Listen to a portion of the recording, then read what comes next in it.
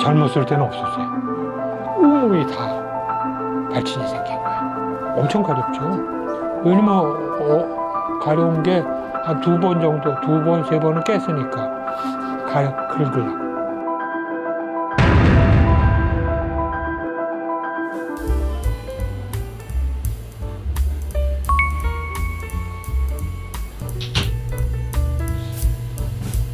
들어오세요. 네. 겨울철에 이제 워낙에 조금 안 좋으셨다고 하셨는데 요즘은 좀 건조증이나 가려움증이 어떠세요? 그게 많이 좋아졌어요. 확실히 좋아진 거를 느껴요. 그러니까 제가 맨 처음에 사실은 거의 여기가 다 새빨가셨었잖아요. 근데 지금은 진짜 약간 건조증이랑 자국들만 남고 거의 좋아지긴 하셨어요. 네.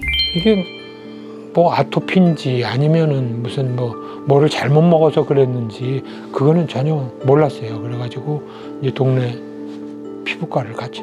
스테로이드 제제하고 항히스타민 주사하고 그 2개 놔주시고 그다음에 이제 그 스테로이드 관련된 하여간 이 약제를 조제해 줘가지고 그거를 한 일주일 먹으니까 거의 다 났어요. 그래서 이제 안 갔죠.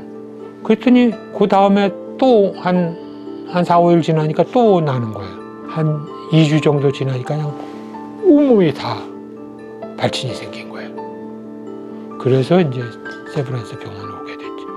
일단 환자분의 혈액학적인 것과 조직학적인 소견 그리고 임상적인 모습을 보았을 때에는 만성적인 습진 질환이 있는 것으로 보이긴 했지만 어렸을 때 아토피 피부염의 과거력이나 이런 것들은 가지고 있지 않으셨어요. 그래서 아마도 성인이 돼서 생긴 아토피 피부염일 가능성도 있고 또는 노인성 이런 가려움증과 좀 비특이적인 습진성 질환을 가졌을 가능성이 있습니다.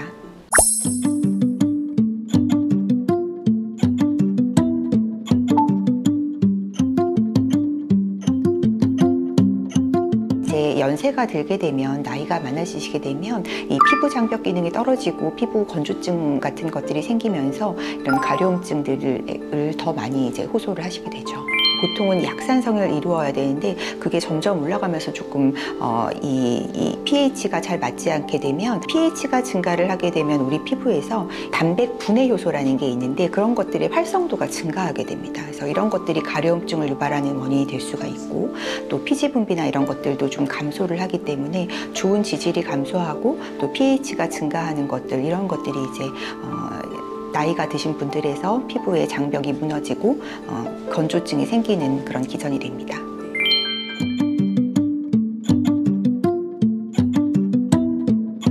저희가 이제 이런 꼭 노인성 가려움에만 특화되어 있는 약은 아니지만 아토피 피부염의 치료로 이제 승인이 되어 있는 생물학적 제제를 환자분께 11월부터 사용을 하였고요. 이 약제는 이제 우리 몸에 있는 다양한 면역 반응들 중에서 이제 E형 면역 반응 또는 알레르기 면역 반응에서 가장 중요하다고 알려진 물질만 선택적으로 억제하는 약제예요.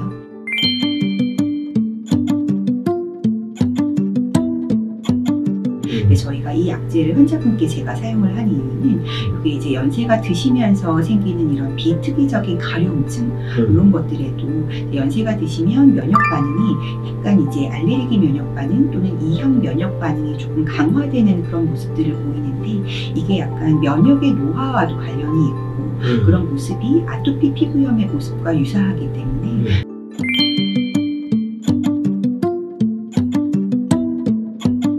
1차 때는 진짜 거의 못 느꼈는데 2차, 3차 하면서 제가 피부가 벌써 반응을 하는 것 같아요.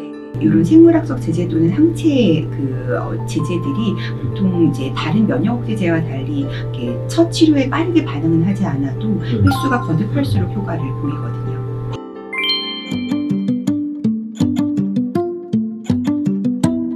근데 이걸 앞으로도 계속적으로 맞아야 되는 건지 앞으로는 어떻게 되는 건지 좀 말씀해 주세요. 그러니까 중등증 이상의 아토피 피부염에서는 사실 2주 간격의 투여로 이 약제가 이제 사용을 하도록 권고가 되는 약이지만 또 이제 노인성 가려움 같은 경우에는 아토피 피부염보다는 피부염증이 그렇게 많은 상황은 아니거든요. 보통의 경우는 한 뭐 4회에서 6회 정도의 치료를 했을 때 약제의 효과가 점차 증가를 하는 약제라서 이제 그 정도의 사용을 생각을 하고 시작을 했지만 환자분의 증상이 많이 호전이 되는 경우에는 저희가 주기를 한 달이 아니라 처음에 한 달, 그다음에 한 2달 간격으로 좀 늘려서 치료를 해보다가 환자분이 정말 이제 가려움증을 거의 느끼지 않고 잘 유지가 되시면 그걸로 이제 마무리를 하실 수가 있고, 그렇지 않고 이제 시간이 지나면 지날수록 조금씩 가려움이 올라오는 경우에는 재투여를 하는 것도 고려해 볼 수 있습니다. 네.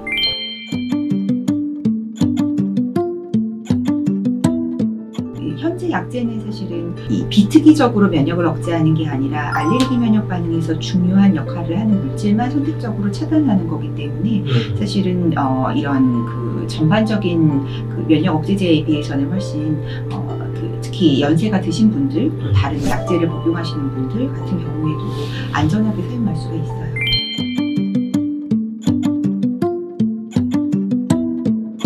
우리가 춥다고 해서 이게 난방을 많이 하고 잘 때도 사실 뭐 전기 장판 같은 걸 많이 하는데 이제 우리가 온도가 올라가면 이게 또 가려움증 유발하거든요. 가려움증 유발해서 좀 실내 온도를 적정 온도로 해주는 게, 적정 온도로 짧게 샤워하고 나와서 바로 보습제 발라주고 하는 것들이,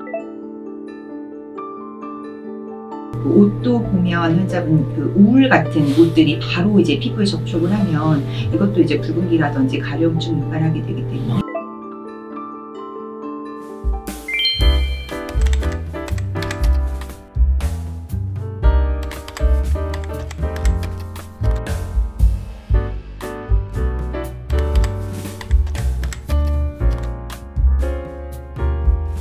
가려움증을 극심하게 느끼는 경우에는 정말 그게 차라리 아픈 게 낫다라고 환자분들이 표현할 정도로 이게 이제 환자분들의 삶의 질을 너무나 저하하게 되고 본인의 사회생활에 굉장히 큰 지대한 역할을 미치게 됩니다. 그래서 정말 가려움증은 간과할 수 있는 그런 가벼운 증상은 아니고 반드시 이제 전문가의 어떤 그 진단과 정확한 원인에 대한 파악, 그리고 적절한 치료, 관리, 이런 것들이 모두 이루어져야 하는 아주 중요한 증상 중에 하나라고 생각합니다.